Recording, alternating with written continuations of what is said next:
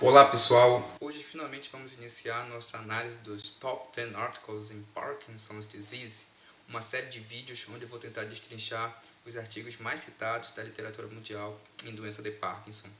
Vamos começar pelo artigo número 10, com 2.044 citações até o momento, denominado Um modelo primato de Parkinsonismo, destruição seletiva de neurônios dopaminérgicos na parte compacta da substância negra pelo N-metil 4-fenil 1,2,3,6-tetrahidropiridina. O primeiro autor desse estudo é o Dr. Richard Stanley Burns e o último o Dr. Irving Coppen. E esse último era uma referência em estudo de catecolaminas e já é falecido. Esses pesquisadores são oriundos do National Institute of Health, o NIH, dos Estados Unidos, e esse artigo foi publicado na prestigiada revista Proceedings of the National Academy of Science, também norte-americana, em 1983, um ano antes de eu nascer. Faz bastante tempo, né? Mas você conhece esse composto, o N-metil 4-fenil 1,2,3,6-tetrahidropiridina? Não? Cara, você devia saber, né? O negócio todo mundo conhece, a gente aprende no ensino médio. Mas talvez você saiba desse composto com a sigla. A sigla é MPTP. E aí? Conhece? Já ouviu falar do MPTP? Não? Cara, então vou te contar uma história, rapidinho. Na década de 1970, mais ou menos, alguns fabricantes de drogas ilícitas lá nos Estados Unidos começaram a produzir um composto que era oriundo do opioide chamado meperidina, né? Um opioide que a gente usa até hoje, muito forte, né? Causa dependência e tudo. Então começaram a extrair compostos da meperidina. E um desses compostos que foi extraído, ninguém sabia na época, mas ele continha uma substância chamada 7-metil-4-fenil 1,2,3,6-tetrahidropiridina. Bem, esse composto que era produzido a partir da meperidina, ele era comercializado no mercado negro da Califórnia no final da década de 1970 como uma droga de abuso, né? E em 1979 foi descrito um caso grave de parkinsonismo e um indivíduo que era drogadito que havia usado o tal composto oriundo da meperidina. Bem, nos anos seguintes, vários casos foram descritos sobre a tal intoxicação e parkinsonismo gerado pelo MPTP em pessoas e humanos, mas eu não vou me estender muito porque em alguns capítulos posteriores eu vou contar sobre esse artigo porque é um dos estudos mais citados sobre Parkinson, doença de Parkinson, essa é a primeira descrição do MPTP causando parkinsonismo em humano. Então, a gente vai comentar no futuro.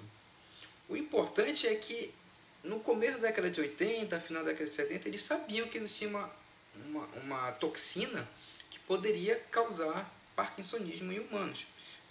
E o que é mais interessante, quando você tratava com levodopa esses indivíduos, eles melhoravam dos sintomas motores do parkinsonismo, né? Então alguém teve uma grande ideia, bem, já que em humano tem isso, por que a gente não testa um modelo animal? A gente toxica o animal com a tal droga, o MPTP, e vamos ver o que acontece. Não, então fazendo aí o que a gente chama atualmente de modelo translacional reverso. Você chega do caso humano e depois explora no modelo animal, né? É uma boa ideia.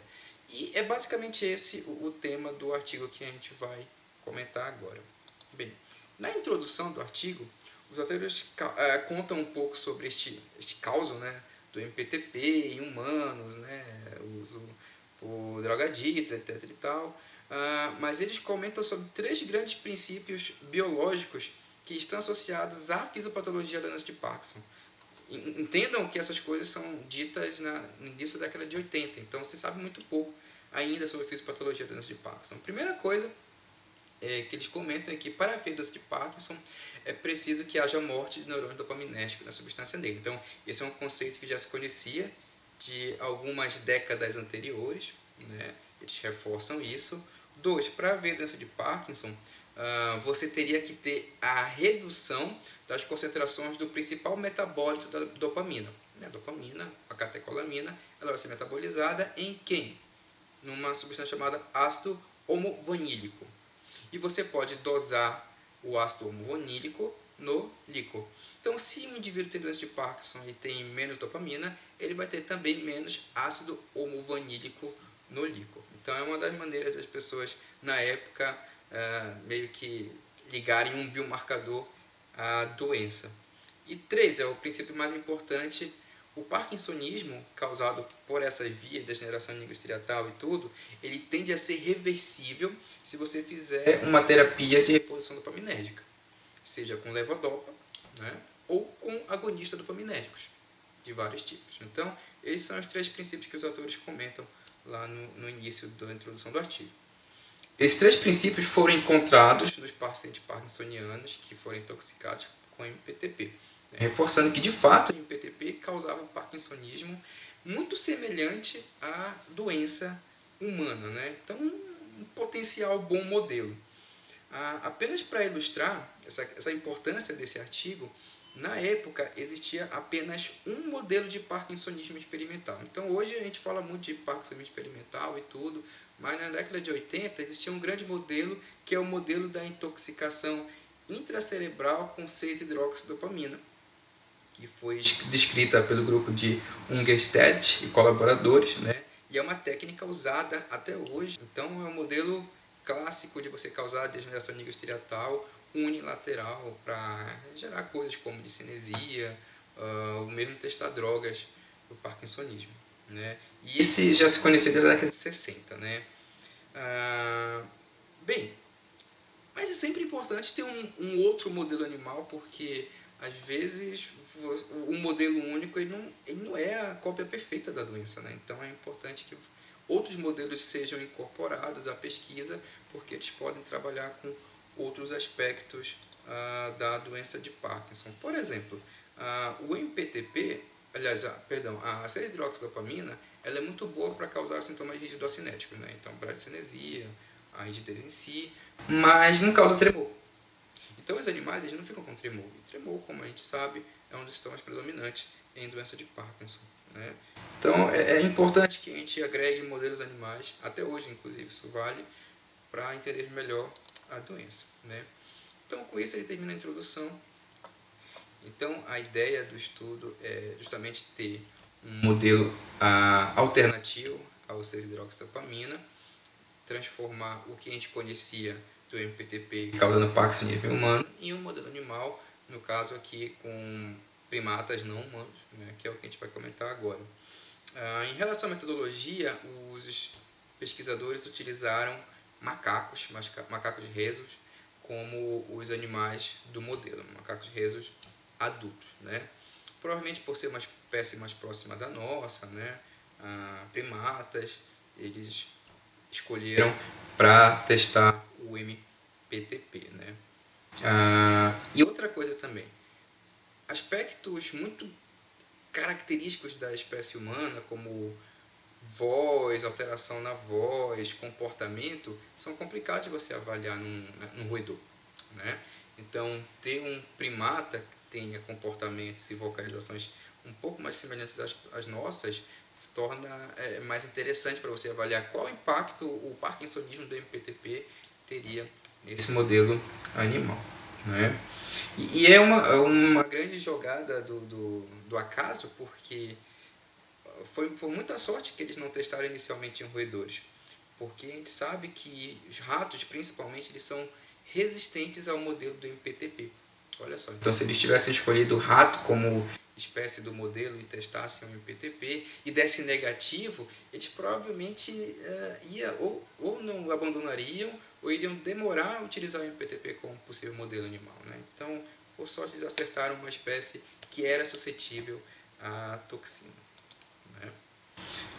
Bem, eles utilizaram 12 animais, 12 macacos, e a administração do MPTP foi intravenosa, né? Então, simulando o hábito dos humanos que estavam se intoxicando, eles usaram a administração do MPTP nos animais foi IV, não foi VO e nem foi intracerebral e nem foi intraperitoneal, foi endovenosa, né?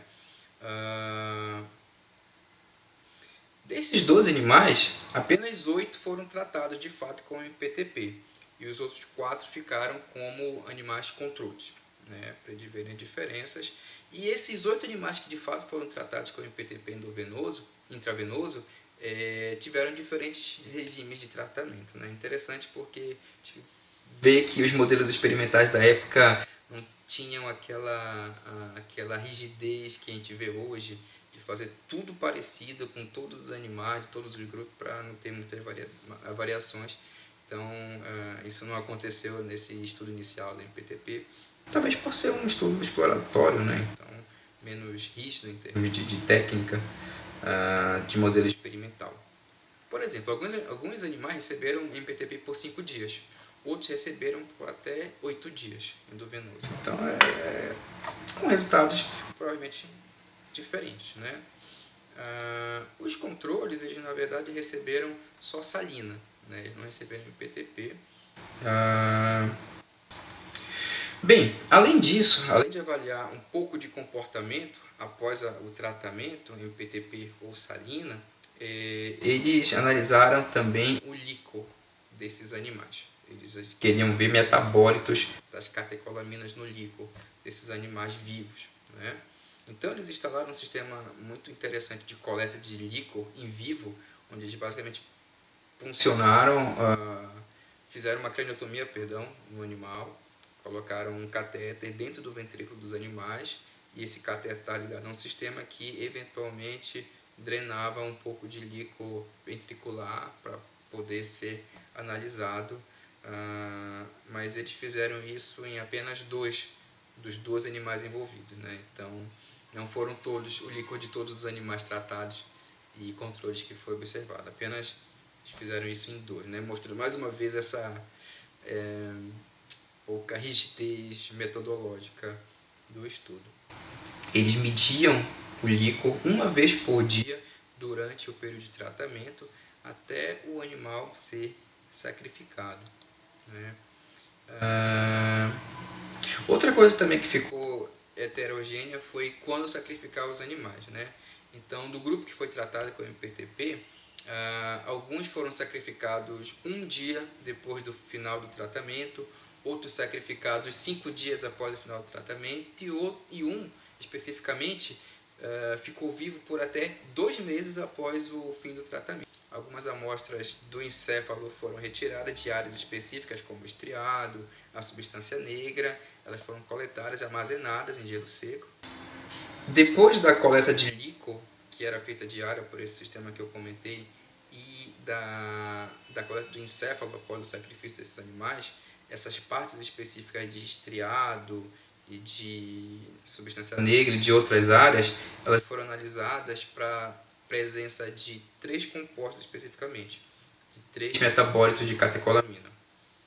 O ácido homovanílico, que eu já havia comentado, que é metabólito direto da dopamina, o 5-HIAA, que é o metabólito da serotonina, outra catecolamina, e o MHPG, que é o metabólito da noradrenalina. Além disso, eles também dosaram dopamina no líquor e de algumas áreas do encéfalo desses animais. E essa análise foi feita por espectrometria de massa, né? Um método engraçado, porque é um método que até hoje a gente não tem lá tanta facilidade de executar, mas na época já era feito, né? Vocês verem como algumas coisas evoluem não tão rapidamente. Mas sim, a gente usa bastante para dosar essas coisas a espectrometria de massa, mas só é um método não tão simples de se ter, de maquinaria, esse tipo de coisa.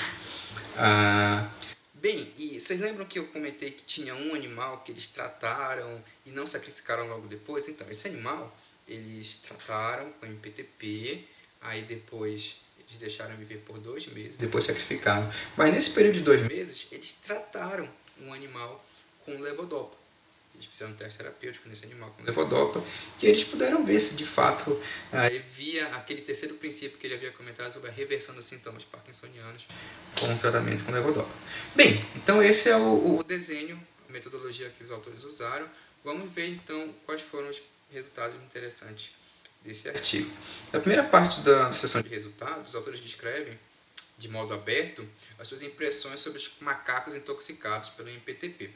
Ele descreve um efeito agudo que ocorria minutos após a administração, marcado por, olha só, movimentos anormais e alterações de comportamento motor, que acontecia cerca de 15 a 30 minutos depois da infusão do MPTP. Segundo os autores, esses efeitos eram cada vez mais intensos ao longo do tratamento. Então, quanto mais ele usava o MPTP, mais passavam os dias, mais esses sintomas de alteração de movimentos anormais eram mais intensos, né? Eles descrevem algum desses movimentos como, olha só os termos usados: espasmo nos músculos da face, caretas, extensão da cabeça, rotação para um dos lados e movimentos rotacionais dos olhos. Isso gerado pelo MPTP endovenoso, né? Bem, eu não conhecia esse efeito agudo do MPTP, eu nunca trabalhei diretamente com MPTP, mas não conhecia. Achei muito interessante que está para mim descrevendo, até provar o contrário, de cinesia, né? Então parece que os animais com o efeito agudo da intoxicação pelo MPTP faziam movimentos discinéticos, né? O que é muito interessante, que a gente vê hoje humano, né, de cinesia induzida por levodopa, no pico de dose, né? Só que no caso aqui eles nem tinham parkinsonismo ainda direito, né? Estavam ainda se tornando parkinsonianos e nem estavam usando levodopa. O que estava causando a possível discinesia era o MPTP, né? Eu fiquei realmente bem interessado com esse efeito agudo do MPTP. Confesso que vou dar uma fuçada um pouco mais sobre isso, porque, bem, eu estudo muito de cinesia, então tenho interesse por isso. Por isso que é interessante a gente checar as fontes antigas, checar os artigos de décadas anteriores, para checar alguns detalhes de descrição que às vezes a gente acaba esquecendo, a gente fica mais envolvido com gráfico, número e tudo, e esquece de analisar algumas coisas mais subjetivas que eram descritas antigamente, né? Então, fica a dica, leiam artigos antigos, né? Bem, aí eles começam a descrever o parkinsonismo em si dos animais tratados com MPTP, que costumava surgir na terceira, quarta dose da medicação, do MPTP, né? Então demorava um pouquinho desde o início até começar a fazer os primeiros sintomas de parkinsonismo. Os primeiros sintomas notados de parkinsonismo eram redução de piscamento, redução global de movimentos, hipomimia e um tremor postural, né? Então vejam que é interessante essa sutileza. Olha só, os animais em pouco tempo desenvolviam tremor postural, não tremor de repouso. Como todos sabem, tremor predominante no parkinsonismo é o tremor de repouso, mas esses animais faziam especificamente tremor postural. Outra coisa que não poderia ser visto se eu tivesse feito isso num rato ou num outro roedor. Foi muito importante fazer esse macaco porque dá para ver essas sutilezas de movimento, né? Então, outra coisa diferente é um parkinsonismo que nos animais induzia um tremor de postura, um tremor postural, ao invés de um tremor de repouso, como é típico em humanos, na doença, né? Outra coisa interessante é que esse tremor postural que foi visto era um tremor, eles descrevem, de baixa frequência, como na doença de Parkinson. Parece que tem semelhanças com o tremor parkinsoniano em humano, mas induzidos por posturas diferentes do membro superior, né? Outra coisa diferente é que parecia que esse tremor acontecia mais proximal do que distal nos membros superiores desses animais, né? A gente sabe que o tremor proximal não é muito comum em doença de Parkinson, mas em outros distúrbios de movimento, mas aqui esses animais tratados com MPTP faziam mais tremor proximal. Muito interessante, né? Bem, olha só essa imagem que ele mostra aqui no artigo, né? Uma foto muito interessante. Esse aqui é aquele animal que ficou vivo mais tempo, né?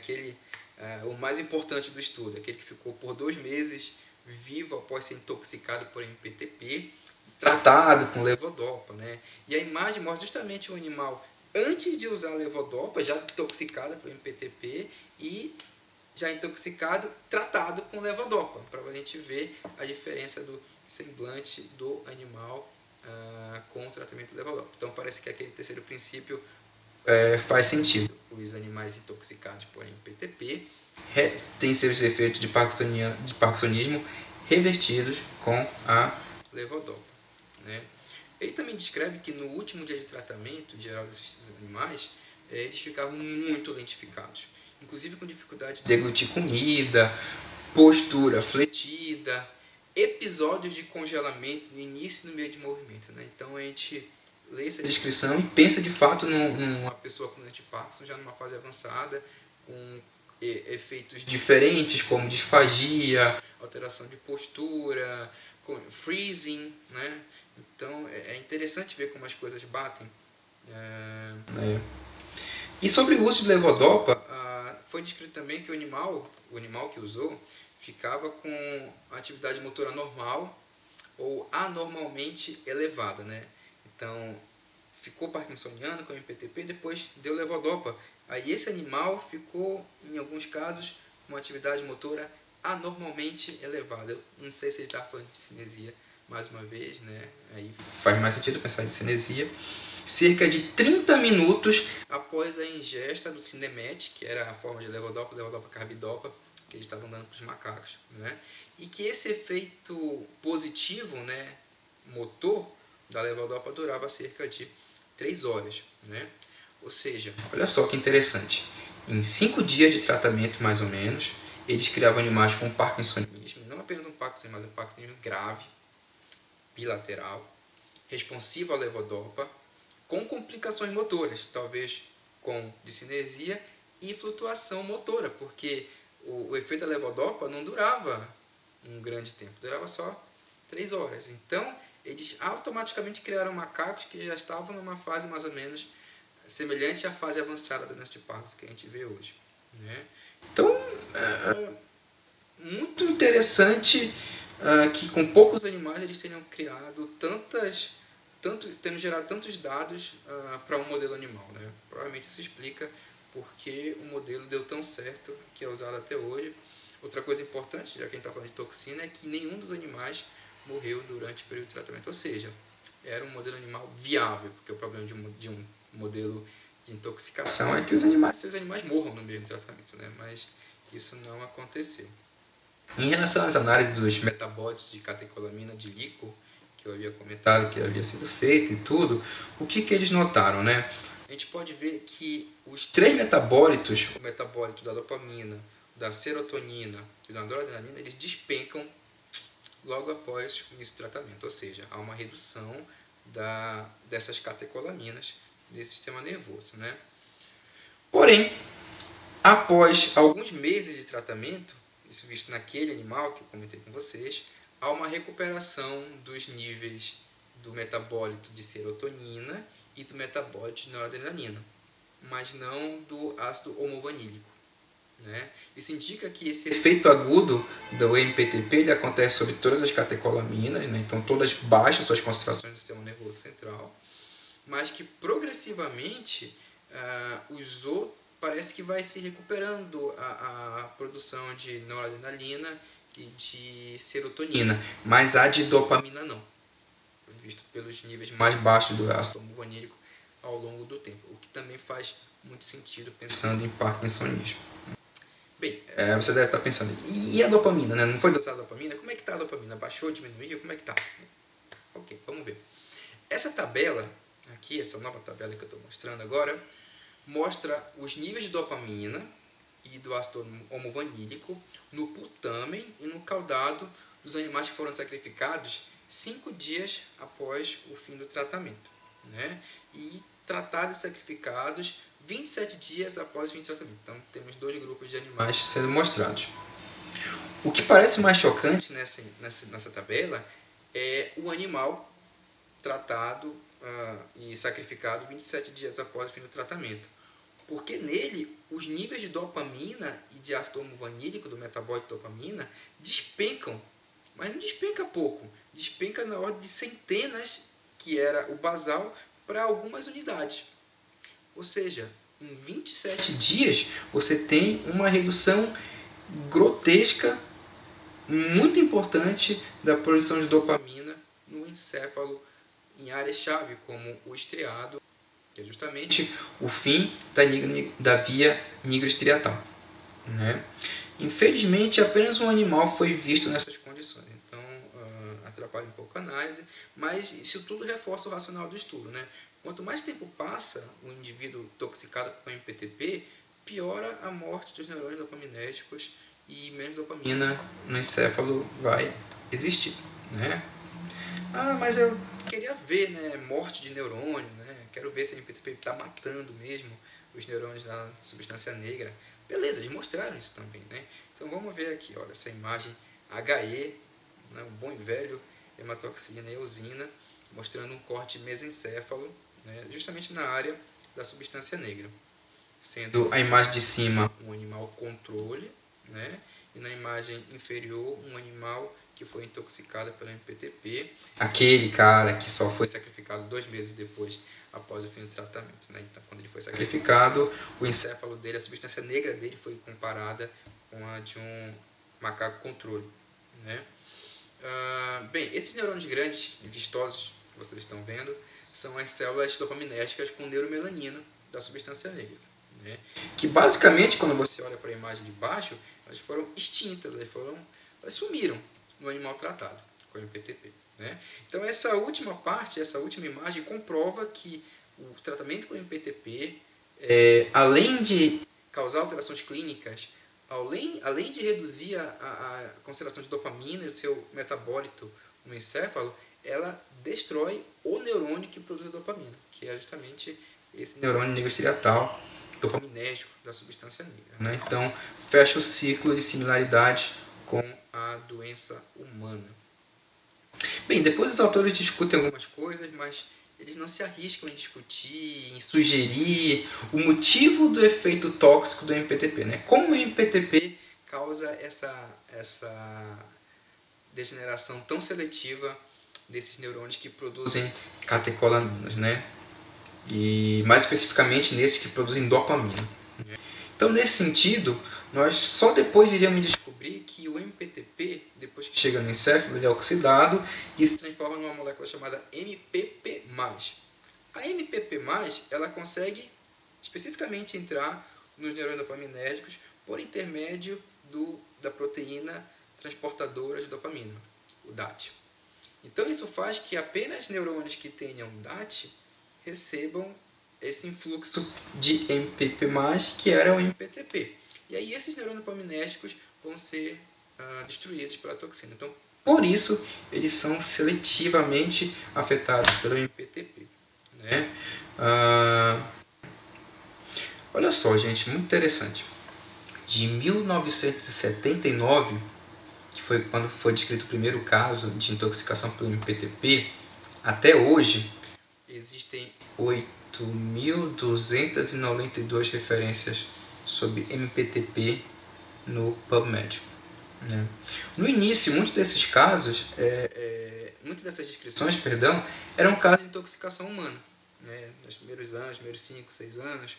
Mas depois, quase todas essas referências ao MPTP são relativas ao modelo animal descrito nesse artigo que a gente está comentando hoje, de 1983. Ou seja, a intoxicação humana perdeu importância na ciência, né? Ela foi importante no início pela descrição, mas aí obviamente perceberam, os caras não produziram mais o tal composto, porque devia ser ruim para os negócios, e aí você começou a ter menos casos de intoxicação por MPTP em humanos por essa via. Porém, o modelo do MPTP resiste até hoje sendo citado, né?